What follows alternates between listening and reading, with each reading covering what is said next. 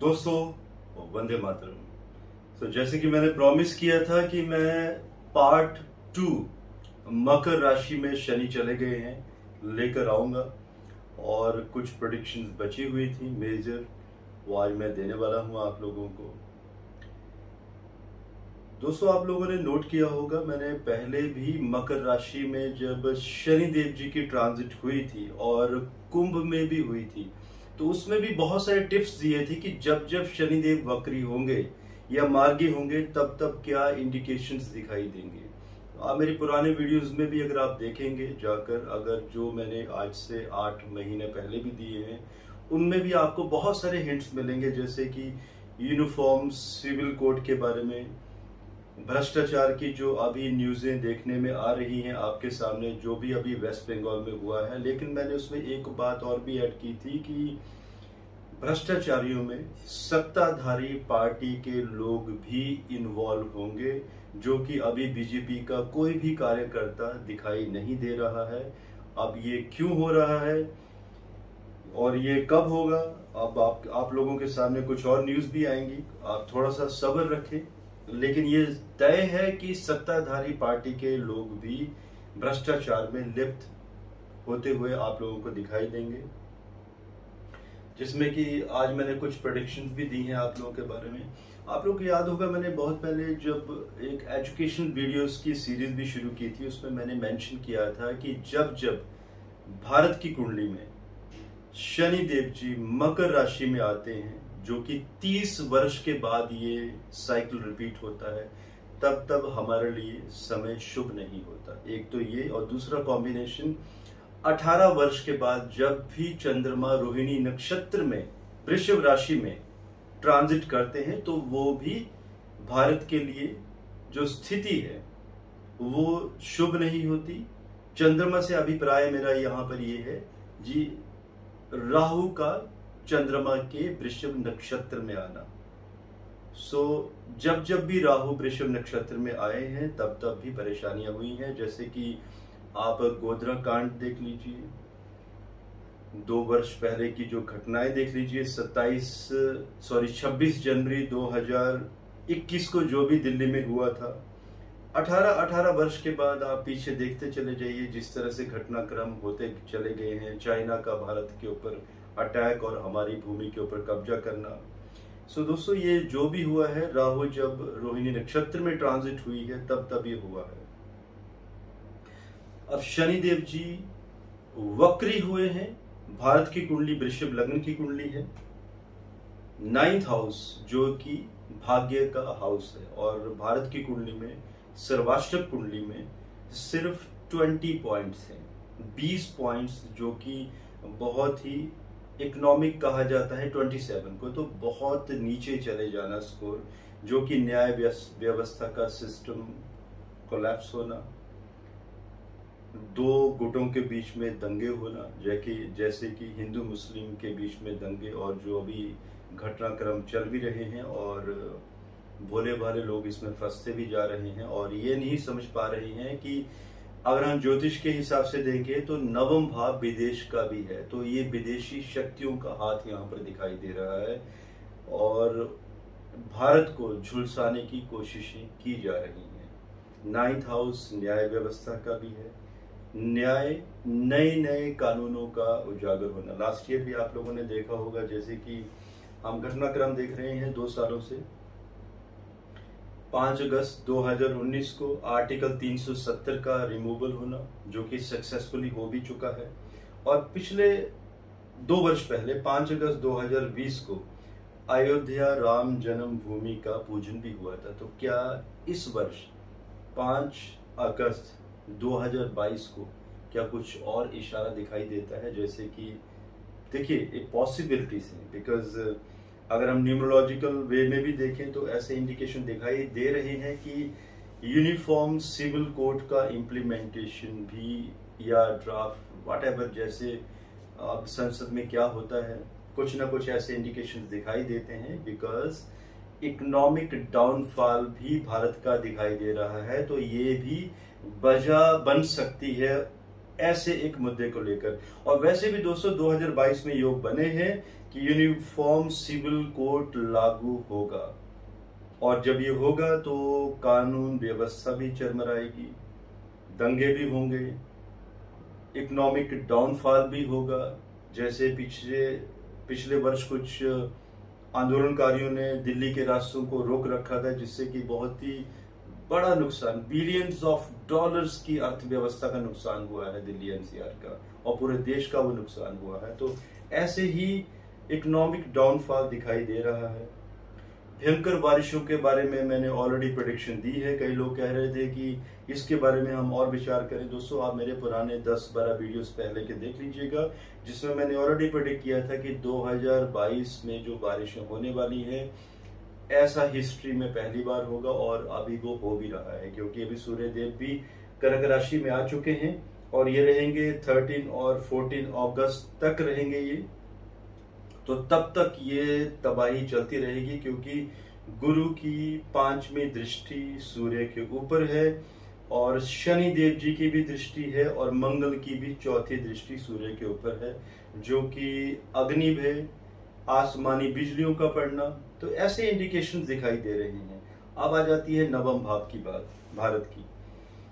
देखिए यहाँ पे एक परेशानी और भी खड़ी हो रही है कि वृषभ राशि में मंगल का ट्रांजिट होने वाला है 10 अगस्त 2022 को, और भारत की कुंडली, वृषभ लगन की कुंडली, राहु ऑलरेडी लगन में बैठे हुए हैं, और इस समय राहु चले गए हैं 12th हाउस वक्री होकर मेष राशि में, जो कि अच्छा भाव नहीं है राहु का, और मंगल का लगन में चले जाना।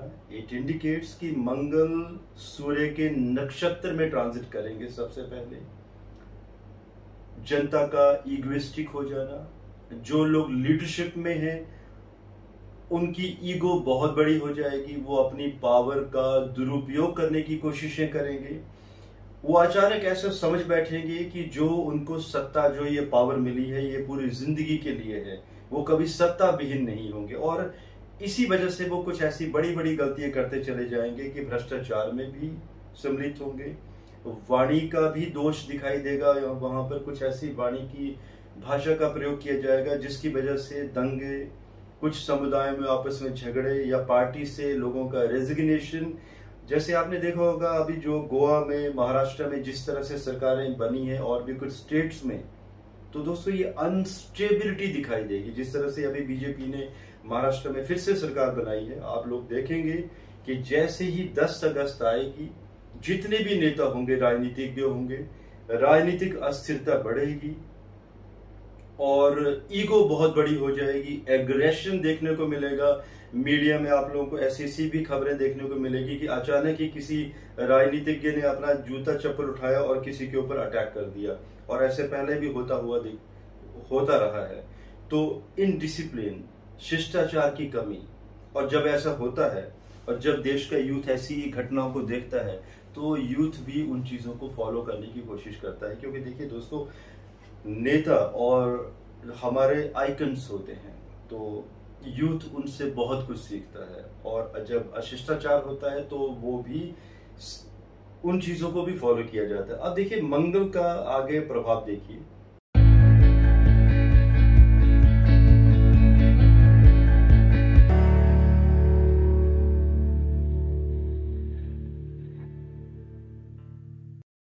मंगल काफी समय तक रहने वाले हैं। 10 अगस्त को वृषभ राशि में, उसके बाद 16 अक्टूबर को फिर मिथुन राशि में आ जाएंगे, लेकिन इमीडिएटली उसके बाद फिर से वृषभ राशि में 13 नवंबर को वापसी, और वो भी वक्री होंगे 30 अक्टूबर को, और ये सिलसिला 12 मार्च तक चलता रहेगा। तो मंगल इस समय सबसे लंबे समय के लिए रहेंगे, 10 अगस्त से लेकर 12 मार्च तक। तो ये एक अच्छा इंडिकेशन नहीं है हमारे देश के लिए। यहाँ पर एक मेरा मैसेज भी है युवाओं के लिए भी और सभी के लिए कि अगर आप रोड में गाड़ी चलाते हैं या कहीं पे भी किसी विभाग में कार्य के लिए चले जाते हैं, तो थोड़ा सा आपको पेशेंस रखना बहुत जरूरी है। और ये एक ऐसा वक्त है कि अगर आप दूसरे व्यक्ति की ईगो को सेटिस्फाई कर देते हो राजनीतिक तरीके से, मीन्स डिप्लोमेटिकली, तो अच्छा रहेगा, सामने वाले के लिए भी, आपके लिए भी। और कॉर्पोरेट में ये नियम सिखाए भी जाते हैं कि बहुत जरूरी है कि आप सामने वाले की ईगो सेटिस्फाई करवाएं और आप अपना कार्य निकाल कर चले जाएं, ना कि एक ऐसे एग्रेशन में चले जाएं कि एक नया पुलिस का केस, पुलिस का बवाल या एक ऐसी स्थिति हो जाए कि मारपीट की घटना हो जाए। तो दोस्तों इन बातों से हमें बचना है। 10 अगस्त से लेकर 12 मार्च तक ये समय अच्छा नहीं है पूरे भारत के लिए, जिसमें कि आगजनी की घटनाएं, रोड रेज जैसे मैंने बताया, एंड बिजनेस टाइकून्स, इनके ऊपर वेपनरी से अटैक होता हुआ दिखाई दे रहा है।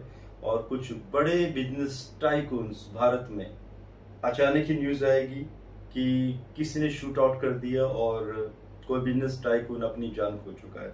पॉन्टी चड्ढा घटना शायद आप लोगों को याद होगी, उस समय भी सिमिलर कॉम्बिनेशंस चल रहे थे और लीडर्स के ऊपर भी वेपनरी अटैक होते हुए दिखाई दे रहा है। और बिल्डर्स के लिए मेरी खास सलाह है, क्योंकि शनि मकर राशि में है। जो बिल्डर्स आज के समय आज भी जो नहीं सुधरे हैं, रेरा कानून आने के बाद या एनसीएलटी के सिकंजे के बाद भी जो नहीं सुधरे हैं, बहुत कुछ आ गया है उसके बाद, इंसॉल्वेंसी एटसेट्रा, आईआरपी। तो दोस्तों मेरा एक बिल्डर लॉबी के लिए मेरा एक मैसेज है, जो अभी प्लैनेटरी कॉम्बिनेशन चल रहे हैं मंगल के, कि अचानक ही लोग एग्रेशन में आएंगे, लोग स्ट्राइक करेंगे। बहुत बड़ा एक जो स्ट्राइक होगी ये शांति वाली स्ट्राइक नहीं होगी और बिल्डर्स के लिए खतरा है, उनकी जान के लिए।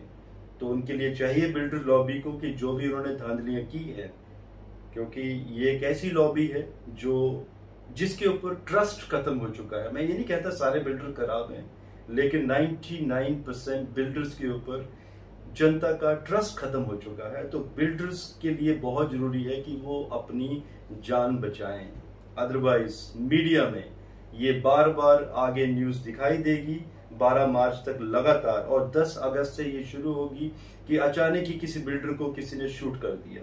तो दोस्तों ये घटनाएं आगे बहुत ही खतरनाक होती हुई दिखाई दे रही है, जैसे कि दो समुदाय, हिंदू मुस्लिम विवाद बहुत बड़े पैमाने पर दिखाई दे रहा है। तो हमें बचना है इन चीजों से, और इसका फॉरेन के साथ कनेक्शन, क्योंकि शनिदेव जी भारत की 9th हाउस में बैठे हुए हैं। नॉर्थ ईस्ट एंड ईस्ट, यहां पर कोई बहुत बड़ा दंगा अगेन दो समुदायों के बीच में होता हुआ दिखाई दे रहा है। और नेपाल के रास्ते वहां पर रोहिंग्या मुसलमानों की एंट्री, और उन्हीं के थ्रू ये दंगों को एग्जीक्यूट भी किया जाएगा। और डोमिनेशंस देखा जाएगा केरला में, तमिलनाडु में, और ये घटनाएं आप लोगों के सामने बहुत ज्यादा आने शुरू हो जाएंगी। इसके बाद नेपाल के जो बॉर्डर हैं उनमें भी कुछ परेशानियां, बहुत सारी तरह की बॉर्डर पर भी बात होंगे। और नेपाल के ऊपर भी दोस्तों मैं एक वीडियो देने वाला हूं कि क्या नेपाल का भी हाल श्रीलंका की तरह होने वाला है, जो कि इंडिकेशन दिखाई देते हैं नेपाल की कुंडली में। तो दोस्तों भ्रष्टाचार अभी और बढ़ेगा। ये जो भी वेस्ट बंगाल में हुआ है, this is just a trailer, ये कुछ भी नहीं है, बहुत कुछ अभी आना बाकी है। ये जस्ट एक कहते हैं ना, जब आप गेम खेलते हो क्रिकेट भी, तो टेस्ट बॉल डाली जाती है, तो ये एक टेस्ट बॉल की तरह है जो अभी वेस्ट बंगाल में हुआ है। अभी बहुत सारी और स्टेट्स में भी होना बहुत कुछ बाकी है। इसके बाद दोस्तों अगर हम आगे न्यू लॉस की बात करें, यूनिफॉर्म सिविल कोड के बारे में मैंने इंडिकेशन दे दिया है, एग्जीक्यूट होता हुआ दिखाई दे रहा है। चाइना बॉर्डर, ये विवाद होता हुआ नजर आ रहा है, और ये 10 अगस्त के बाद। लेकिन यहाँ पे एक अच्छी बात यह है कि चाइना कोई ना कोई यहाँ पर हमारे साथ कोई ना कोई बदतमीजी जरूर करेगा, लेकिन उसको मुंह की खानी पड़ेगी। और पाकिस्तान को तो हम तवज्जो नहीं देते हैं, बिकॉज पाकिस्तान को आज एक गुलाम कंट्री से ज्यादा कुछ भी समझना बेवकूफ़ी होगी। तो बेटर है कि हम चाइना के ऊपर ही फोकस करें। तो आप लोगों को हमारी आर्मी का अभी दमखम भी दिखाई देगा। परेशानियां भी होंगी 10 अगस्त के बाद, ये बॉर्डर में परेशानियां करने की कोशिश करेगा चाइना, और डोमिनेट करने की कोशिश करेगा हमारे बॉर्डर्स को, लेकिन आप इसके बाद 10 अगस्त के बाद हमारी आर्मी का दमखम भी देखिएगा। तो कह सकते हैं कि चाइना को मुंह की खानी पड़ेगी। दोस्तों, ये कुछ प्रेडिक्शंस हैं शनि वक्री होने की, और शनि ये जो वक्री हुए हैं मकर राशि में, ये इकोनॉमी के लिए भी बहुत सही नहीं है। मार्केट भी फॉल होती हुई दिखाई दे रही है। कई लोगों के क्वेश्चंस हैं कि मैं स्टॉक मार्केट के वीडियोस क्यों नहीं दे रहा हूं। दोस्तों, मार्केट अभी अनस्टेबिलिटी की तरफ है, सिर्फ गोल्ड बढ़ता हुआ दिखाई दे रहा है। आप लोगों को याद होगा मैंने लास्ट एक वीडियो भी दिया था कि गोल्ड अचानक ही बढ़ेगा, डेट भी दी थी मैंने लास्ट 10 दिन पुरानी, और सिर्फ 2 दिन पहले करेक्शन हुआ था, उसके बाद जो लगातार बढ़ना शुरू हुआ है, आज शायद 53.8 तक पहुंच चुका है। दोस्तों, मुझे इजाजत दीजिए। आप लोगों के कुछ और क्वेश्चंस होंगे, प्लीज आप लोग जरूर मैसेज कीजिएगा, कमेंट बॉक्स में आप कमेंट कर सकते हैं, और मुझे इजाजत दीजिए। धन्यवाद। भारत माता की जय।